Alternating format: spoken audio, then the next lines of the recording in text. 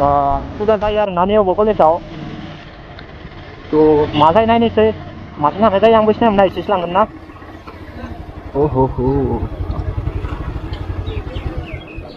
मोनसे लाग्रोना फैनो आं र' मायाव बैयाव लागै ओइ नोंसा न' माथिं गालै बिलिफां आं सिनाया ओइ थाब बुबाय ना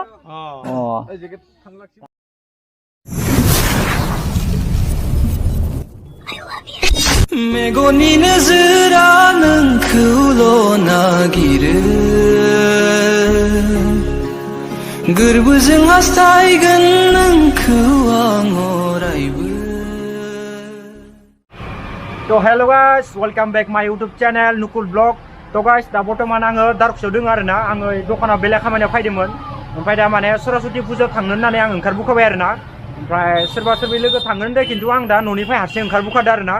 ओमफ्राय नायनोसै सोर सोर थाङो तो नोंथांमोना भिडिअखौ जोबजासे नायबानो जाबाय ओमफ्राय आंना मेगन थाइसेयानो थिंनिया बाहाय साबाय थादों दे गाइस बोरैबा नुनोबो हानाय तो दा जियानो जाया मानो आङो दिनै जेने जेने माने भिडिअ खालामथारनोसै आरोना आं भिडिअ खालामनो सानदोंमोन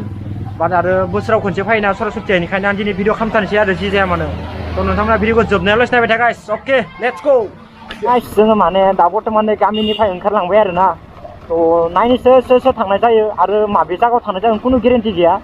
ओरैनो माने तामुलपुरावल'सो होन्दोंमोन आङो नायनोसै मायाव थांनाय जायो बेखायनो बहुत मानसिफोरानो थांदों मालाय स्कुलफोराव कलेजफोराव आरोना तो जोंनिया माथिं थांनाय जायो नायनोसै आरोना प्लेनिंआ रास्तानि अबस्था गाइस अखा बोथोराव जाखायोलै गामिफोराव ओरै गोदोनो जाखाबाय थाखायो आरो अखा बोथोराव बुरबुरि मोनबायना एबार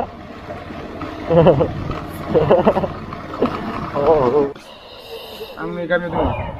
थ' आं दा लांथ'ना न' सिङाव थांदोंलै न' फैयाखैना बरमायाव थांदों बरमायाव फैथ'वाखै मोजाङा खबरा र' माबा मोनसे लाग्रोना फैनो आं र' मायाव बैयाव लागै ओइ नोंसा न' माथिं गालै बिलिफां आं सिनाया ओइ थाब बुबाय ना दा आं नै बिलिफांलानि गामियाव दोङो दे रायजो रायजोफोर अ माय गड गाइस रास्तानि अबस्था बे नैबे कलेजावबो जायो दे माबाया जायो फुजा जायो आरोना नेवबो कलेजाव तो मा जायो नायनोसै माथिं थांनाय जायो आंबो सिनायमोना एसेसो लांगोन ना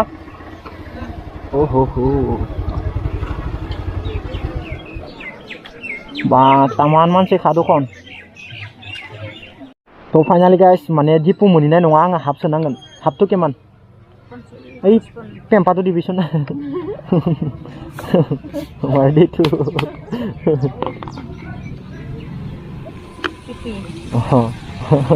অসমীয়া বেছি নাজানো মই কতে आङो दिपलासि मोनहैबानो जाखाबाय आरोना हाफ सोबाबो थावा बारनावबो आंनिया माइलेज होखायोना थावा एथल'सन दिपलासिल'सो थांनो नांगौ जोंनिया टारगेट आंनिया तामुलपुरावल'सो थांनायमोन ना इनिफ्राय माबाया सोलायदो आरोना प्लेनिंआ गाइस 50 थाखा 5 थाखा न' सेकेन्डआवनो मा ओमफ्राय दा टारगेटआ मायाव थांगोन टारगेटआ अदालगुरि जुदि मिथिं नों थाङा जोंदो आया मा थाङा दिनै सोर होगोन आङो हाफ सोदो 50 थाखानि आङो दिपलासिल'सो थांनो थाखाय थाव नांगोन ना सब इनि गोजा जागोन आंनिया मानो इ लुगैदो माने गिदिं गेजेर मेलाव आंदो ओइ बेना बा दिले दे नोंसोरनि दिन तो अके गाइस माने भिडिअ खालामनो होननानै आङो सरस्वती लामायाव फैबाय खिन्थु माने अखाजोंनो भिडिअ सिडिअ मोजां खालामनो हादिया आरोना बेनिखायनो माने केमेरायावबो अखा सखा मोले मोले नांजोब्बाय खोमा तो गाइस माने गोसो बायदि मोजां भिडिअ खालामनो मोनदिया दे गाइस आं बरिया जागानो मोनफैबायमोन